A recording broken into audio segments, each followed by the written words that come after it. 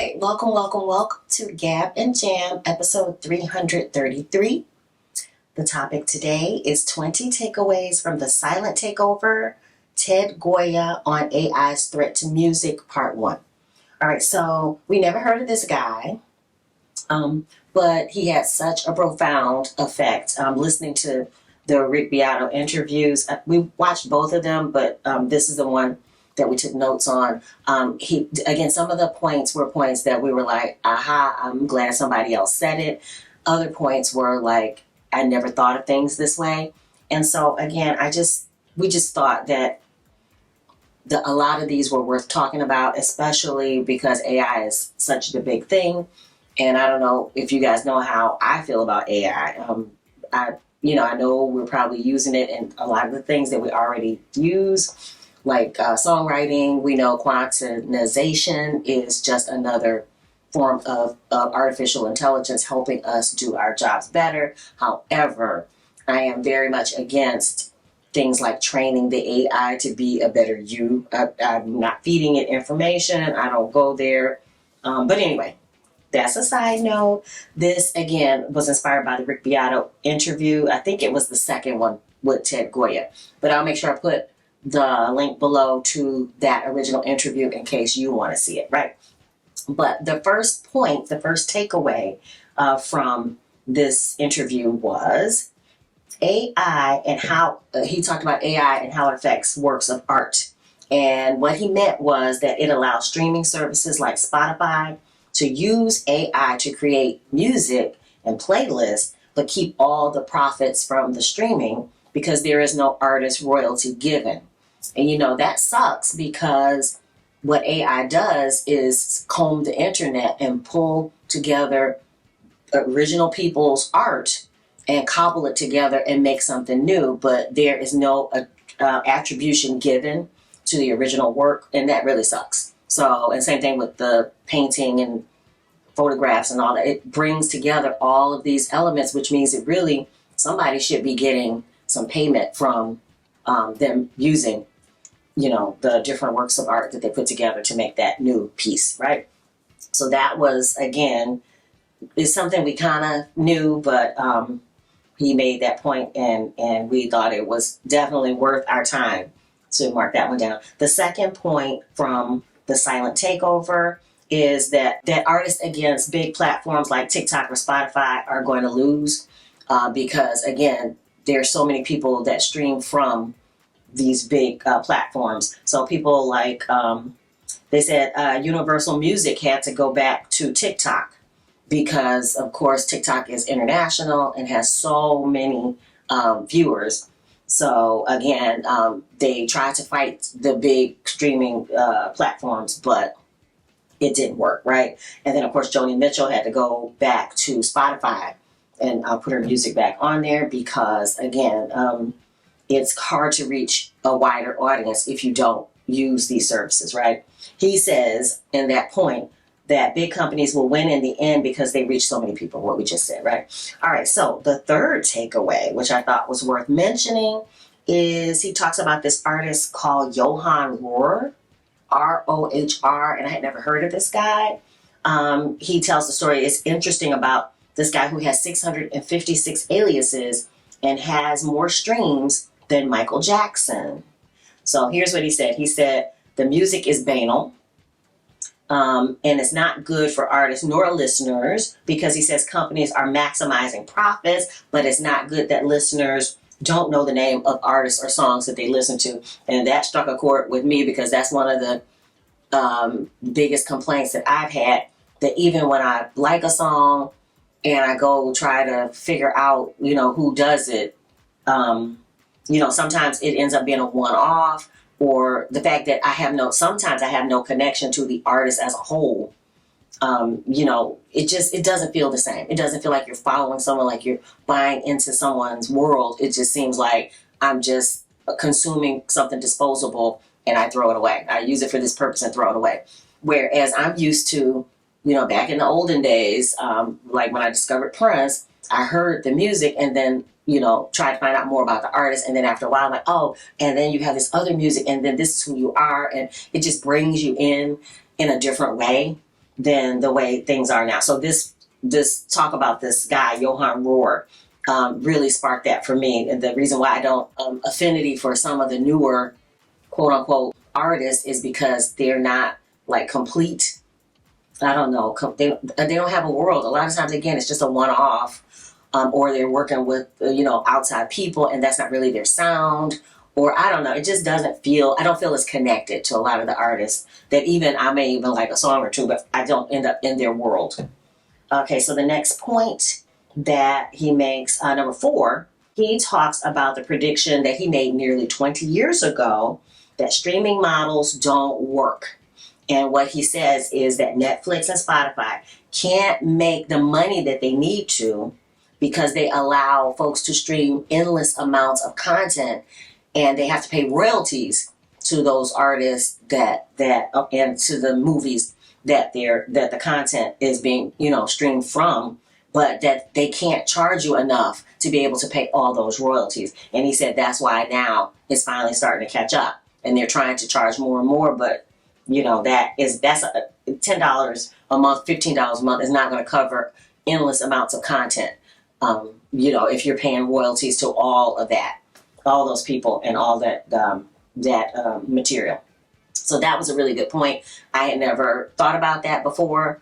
And he says it's just now catching up, and he thought maybe he was crazy, but he actually looks at like the financial and business aspects of the cultural, musical, and all that kind of stuff. So he actually crunched the numbers, I guess 20 years ago, and figured out this was not a viable, sustainable system. But, it took 20 years for that to come to fruition.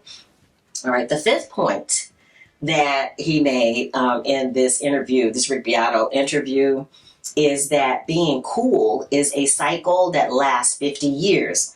And what he says, and Bruce and I talk about this sometimes, but he in this interview, Ted Gioia mentioned that folks in the Depression didn't care to be cool, and that it became a marketing ploy after the Depression. He says things like being cool lasts one generation, which means you only live through it once in your life.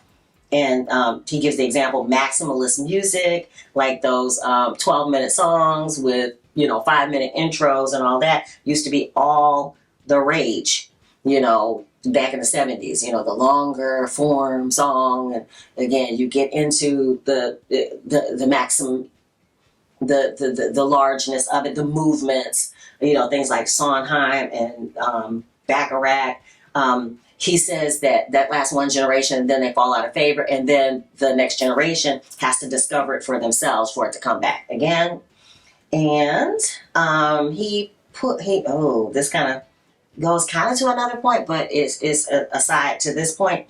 Companies are pushing formulas to the extreme until the public rejects it, like superhero movies. He talks about the comic book adaptations and now how they're all the same movie because they know people will go see it, but it ends up running the audience away.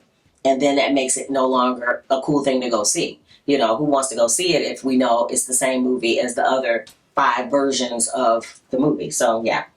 And his other point to that is that you have to take big risks to keep the audience engaged, and big companies don't like taking risks. And this is something we've talked about with the music.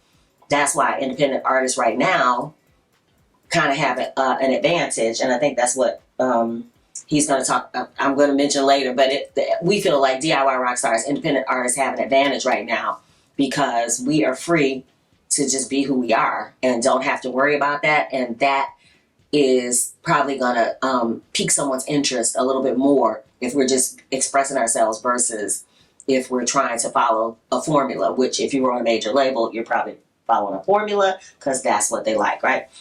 All right, so the 6th point that he makes is that songwriters are listed on songs as kind of a type of stock option. So the reason why, we've heard this about a couple of super famous female artists out now, and not just female artists, but these 2 are examples. One that has been around for decades, and another who is more recently on top. How when a song is written, they come in at the last minute, shake a tambourine, and say, "Put my name on the song," And really, it's kind of a stock option because they know that if that song makes money, that they're going to benefit from a songwriting credit, financially.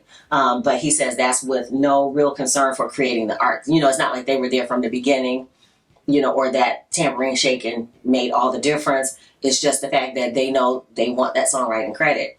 And so they're going to make sure that they're listed on the credits.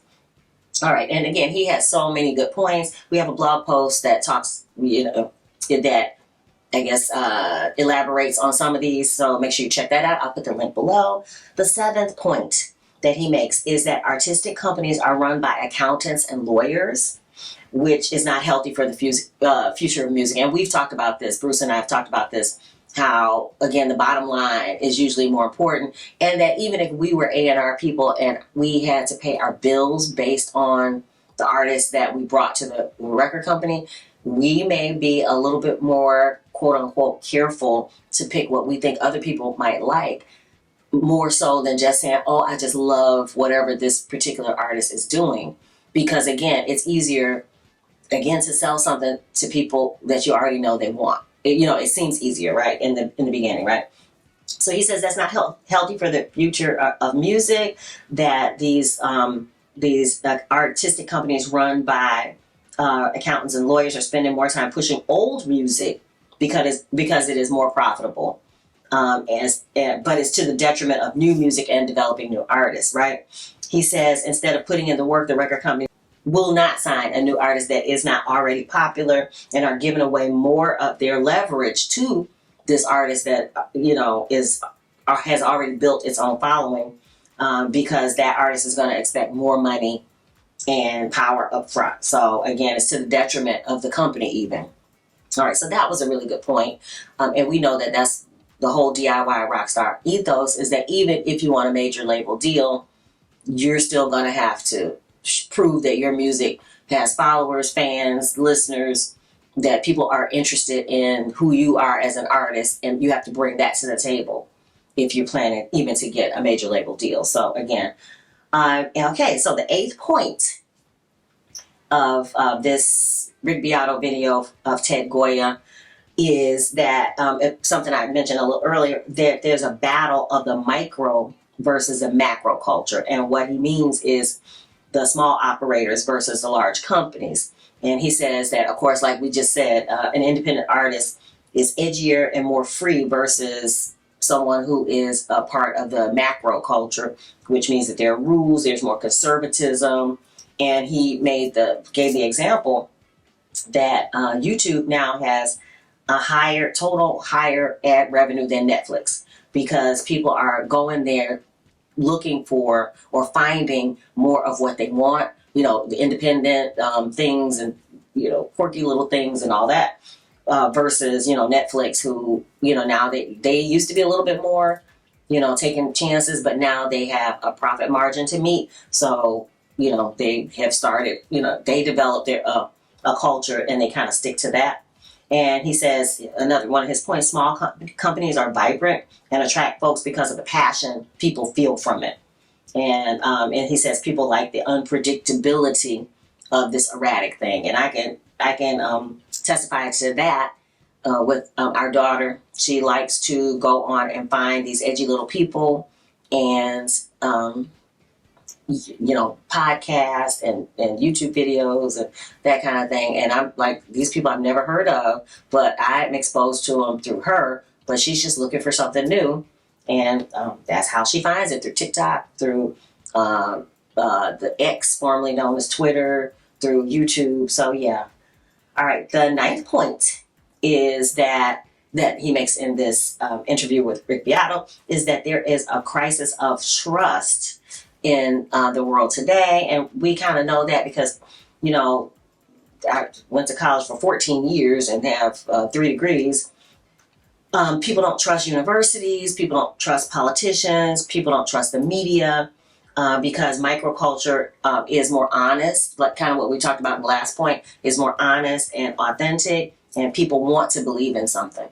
And so, but the universities, with trying to figure out what students want and, customers, what they want, and politicians trying to tell you anything to get your vote. and of course media not exactly reporting things objectively have made there become this crisis of trust. So, all right, so I'll make this last point, and again, you'll have to check out the second episode if you want to see points 11 through 20. But the 10th point that he makes in this Rick Beato video, which again was very poignant, is what he says, what is the difference between art and entertainment? And this is a question that is age old that Bruce and I have talked about before, but his response was entertainment gives the audience exactly what it wants, whereas an artist goes where the artists want to, and if the audience follows, fine. If they don't, fine. Again, the artist is expressing themselves, right? And that also artists make demands on their audience, so that and again, but it kind of draws you in, because even with the demand, sometimes it stretches you and you follow. You say, hey, I hadn't expected that. And maybe that's how people felt. I know some people are anti the Beyonce country album thing, but there probably are a lot of people who said, I didn't expect that from Beyonce. But if I'm a Beyonce fan, a true Beyonce fan of her art, then this is exposing me to something, and I am going to follow her into the country world, the country style, whatever it is, right?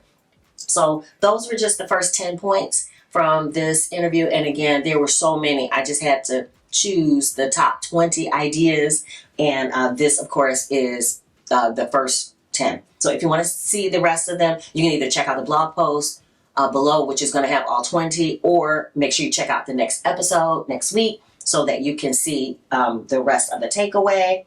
These, again, were from the Rick Beato interview, Silent Takeover, Ted Gioia on AI's threat to music. All right. So what do you guys think? Do any of these points resonate with you? We'd love to hear your thoughts on it. Or if you watched the interview, there are tons more points that we probably could have mentioned. We'd love to hear which one resonated with you from his actual interview. All right. Now, what else is going on around here is Obtanium Flow is streaming on all your favorite platforms. And if you are hopefully a subscriber on YouTube, you will be seeing the daylight video, which is coming out shortly.